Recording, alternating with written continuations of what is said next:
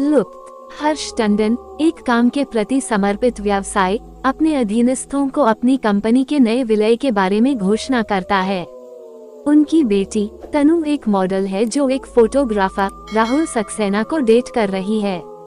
वह काम से घर लौटती है और अचानक रोशनी टिमटिमाती है और उसके भाई सैम के कमरे से एक अजीब सी आवाज आती है। उसे उसकी कोठरी में एक खोपड़ी मिलती है और एक अशुभ आकृति उसे डराती है। तनु अपनी माँ शालिनी को बुलाती है और वो आकृति सैम के रूप में सामने आती है। सैम निराश होकर घोषणा करता है कि वो अमेरिका भाग जाएगा क्योंकि कोई भी उसके चुटकुलों की सराहना नहीं करता है। अगले दिन शालिनी हर्ष से पूछती है कि क्या वे एक पारिवारिक सड़क यात्रा पर जा सकते हैं, लेकिन हर्ष उसके अनुरोध को ये कहते हुए अस्वीकार कर देता है कि उसे अपने व्यवसाय पर ध्यान केंद्रित करना है। काम पर जाते समय हर्ष को एक छोटी लड़की सड़क पार करती दिखाई देती है, जिसके बाद वह जल्दी से कार रोक देता है, लेकिन उसे कोई दिखाई नहीं देता। सदमे में आकर वह अपने ड्राइवर से कहता है कि वो उसे उसके दफ्तर के बजाय कहीं और ले जाए। हर्ष एक मनोचिकित्सक से मिलने जाता है जो उसे बताता है कि उसे मतिभ्रम हो रहा है और उसे काम से छुट्टी ले लेनी चाहिए। इस बीच डेट पर राहुल तनु से उसके पिता के दूर रहने के व्यवहार के बारे में पूछता है। अपने दफ्तर में हर्ष को एक भूतिया आकृति दिखाई देती है जो उसे घूर रही है।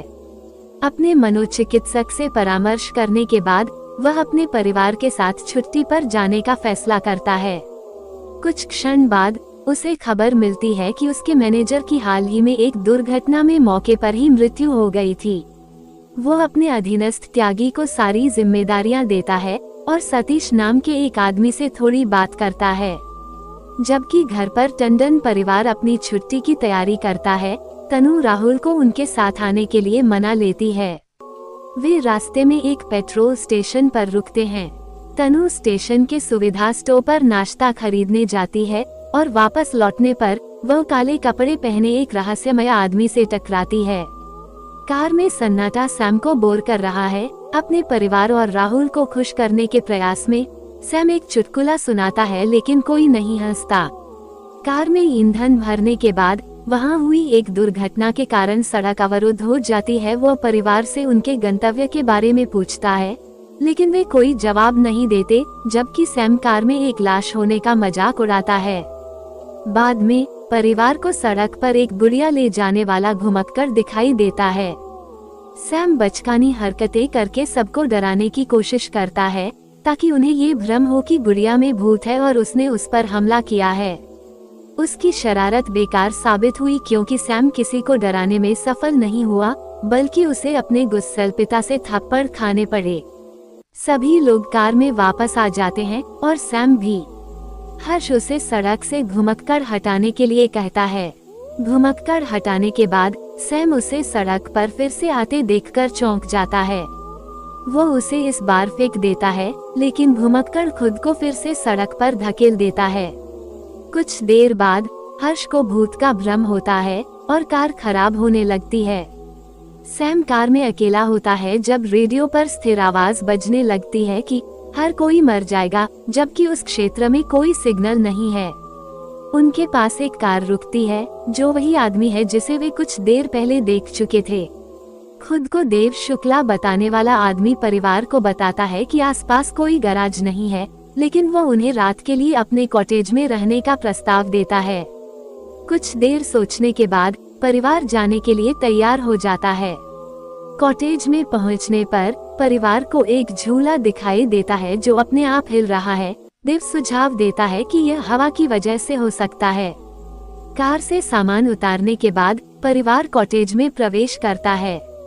देव उनके गंतव्य के बारे में पूछता है, जिस पर हर्ष नैनीताल बताता है। देव आगे कहता है कि यहाँ कोई मदद नहीं है।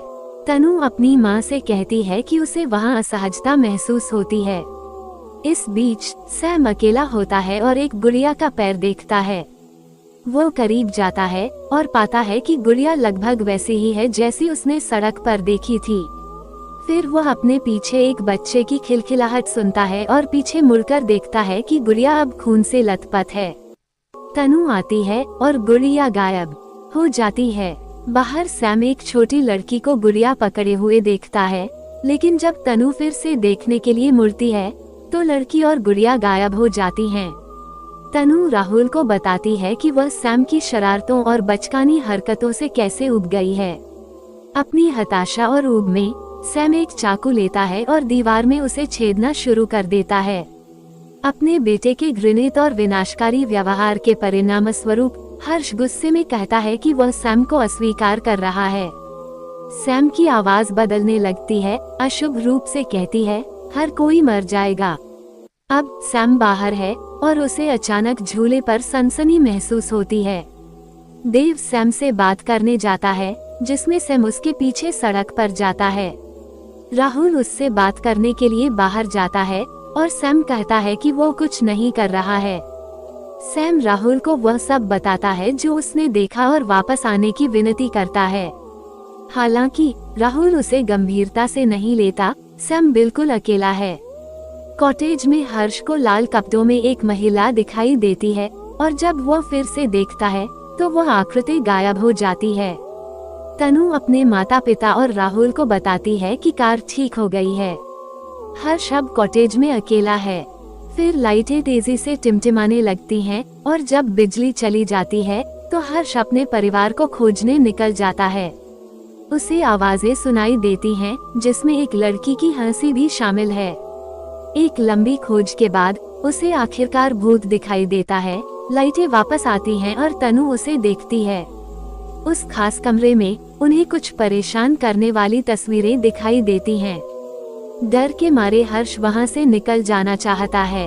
इस बीच जब सैम सड़क पर चलता है तो उसे अचानक वही घुमक्कड़ दिखाई देता है जो पहले था। वो उसका पीछा करता है और फिर भूत लड़की को गुड़िया के साथ हैप्पी बर्थडे टू रिया गाते हुए देखता है। सैम की लड़की से आंख मिलाने का पल आता है और फिर वो उसी महिला से डर जाता है जिसे हर्ष ने देखा था। सैम अपनी जान बचाने के लिए भागता है जब तक कि वो कॉटेज तक नहीं पहुंच जाता। गंभीर रूप से घायल और सदमे से सफेद हो चुका होता है। जब सैम की नाक से तेज खून बहने लगता है तो हर्ष एम्बुलेंस को बुलाता है, लेकिन उसे एक महिला रोती हुई सुनाई देती है। तनु को अज्ञात कारणों से सांस लेने में कठिनाई होने लगती है और राहुल को इन्हेलर लाने के लिए कहा जाता है। सदमे की स्थिति में सैम भूतिया महिला को फिर से देखने से पहले लड़की कहता है और परिणाम स्वरूप मर जाता है। परिवार को संदेह है कि देव ने सैम को मार डाला क्योंकि वह अकेला लापता है। राहुल और हर्ष ने सैम के बेजान शरीर को ट्रंक में रखा और अपनी यात्रा जारी रखी। शालिनी सैम के ठिकाने के बारे में पूछती है, लेकिन हर्ष एक पल के लिए जवाब देने से इनकार कर देता है। हर्ष कार रोक देता है क्योंकि तनु को फिर से सांस लेने में तकलीफ हो रही है। शालिनी भी बाहर है, लेकिन अब उसके पास बंदूक है और वह सैम की मांग कर रही है। शालिनी सैम को देखती है और उसका पीछा करती है और बाकी लोग शालिनी का पीछा करते हैं लेकिन उसे खो देते हैं। शालिनी सैम के पीछे भागती है और सीधे एक पेड़ की ओर जाती है। इस प्रकार वह बेहोश हो जाती है। तनु उसे सबसे पहले पाती है। तीनों हर्ष, राहुल और तनु यात्रा जारी रखते हैं। शालिनी को तनु के बगल में बिठाया जाता है। हर्ष को उनके बीच एक भूतिया आकृति दिखाई देती है। शालिनी सैम को उसे बुलाते हुए सुनती है और होश में आती है। वह सैम और ट्रंक में कुछ थपकी की आवाजें सुनती रहती है। वह हर्ष से कार रोकने के लिए कहती है, साथ ही उसे धमकी देती है कि अगर वह ऐसा करने से मना करता है तो उसे मार दिया जाएगा। इसके बाद शालिनी कार से बाहर कूद जाती है और कहती है, तुम सब मर जाओगे, और फिर खुद मर जाती है। शालिनी ने भी मरने से पहले वही भूत देखा जैसा उसके बेटे ने देखा था। अब बाकी 3 सदस्य हर्ष, तनु और राहुल सड़क पर चलते रहते हैं। हर्ष सड़क पर लखनऊ के निशान देखता है और राहुल से कार को थोड़ा पीछे ले जाने को कहता है। वह हैरान है कि घंटों गाड़ी चलाने के बावजूद लखनऊ अभी भी 145 मील दूर है और उसे देव की झोपड़ी का बोर्ड भी दिखाई देता है। हर्ष इस बारे में बहुत सोचता है कि क्या हुआ और राहुल को वापस झोपड़ी में जाने को कहता है। वहाँ हर्ष देव को ढूंढता है और उससे उसकी पहचान के बारे में पूछता है। देव बताता है कि वह एक लेखक है और परिवार ने अपना सामान उसके घर पर छोड़ दिया है। इससे पहले वह हर्ष से शालिनी और सैम का ठिकाना पूछता है। हर्ष जवाब देता है कि उसकी पत्नी और बेटा दोनों मर चुके हैं। देव बताता है कि उस सड़क पर एक दुर्घटना हुई थी जिसमें 3 लोगों के परिवार की मौत हो गई थी और इस तरह घुमक्कड़, छोटी लड़की और गुड़िया से जुड़े सभी कनेक्शन की पुष्टि हो जाती है। अपराध बोध में डूबा हर्ष अपनी पत्नी और बेटे की मौत के लिए खुद को जिम्मेदार मानता है। हर्ष फिर देव को पूरी कहानी बताता है कि 2 साल पहले क्या हुआ था और अलौकिक मुठभेड़ों के कारण उसकी पत्नी और बेटे की दुखद मौत हो गई थी। उसका सबसे बड़ा प्रतिद्वंद्वी विनोद कुमार नाम का एक और व्यवसायी था। एक शाम विनोद हर्ष के साथ उसी कंपनी की पार्टी में गया। हर्ष सतीश से बात कर रहा था, वही आदमी जिसके साथ उसने फिल्म में पहले थोड़ी तीखी बहस की थी। उसने व्यक्त किया कि वो विनोद के entrepreneur of the year award और खिताब जीतने से कितना ईर्ष्या करता है। पार्टी में हर्ष विनोद के परिवार से मिलता है। उसकी पत्नी गीता लाल कपड़े पहने हुए है और उसकी छोटी बेटी रिया अपनी गुड़िया के साथ है, जो उसे अपनी जन्मदिन की पार्टी में आमंत्रित करती है। जैसे ही विनोद और उसका परिवार पार्टी से घर लौटने के लिए निकला, सतीश ने हर्ष को शराब के नशे में घर जाने के बारे में चेतावनी दी। सतीश की चिंता को नजरअंदाज करते हुए नशे में धुत हर्ष ने अपनी कार तेज कर दी और विनोद की कार को टक्कर मार दी, जिससे वाहन लखनऊ साइनबोर्ड से टकरा गया। कुमार परिवार गंभीर रूप से घायल हो गया, लेकिन थोड़ा बच गया। सतीश विनोद और उसके परिवार की मदद करने के लिए हर्ष से विनती करता है, लेकिन वह उन्हें बचाने की कोई कोशिश नहीं करता और उन्हें मौत के लिए छोड़ देता है। हर्ष को अपने किए का खुलासा होने पर दोषी और पछतावा महसूस होने लगता है। घर में हलचल मच जाती है। वह छोटी लड़की को देखता है। देव आत्माओं के अस्तित्व से इनकार करता है। तनु को फिर से सांस लेने में तकलीफ होने लगती है, लेकिन अब इन्हेलर खत्म हो चुका है। फिर से हलचल मच जाती है और तूफान आ जाता है। वह महिला को देखती है जो विनोद की पत्नी गीता निकलती है, जिसे हर कोई देखता है। हर्ष अपनी बेटी की जान के लिए गीता की आत्मा से विनती करता है। वह बंदूक से अपनी जान ले लेता है। गीता तनु की जान बख्श देती है क्योंकि उसकी छोटी लड़की उसे इस तरह देखती है। फिल्म के अंत में देव कहता है कि इस नए अनुभव ने आत्माओं के अस्तित्व के बारे में उसकी धारणा बदल दी और उसने एक नई किताब लिखी जिसका नाम लुप्त था।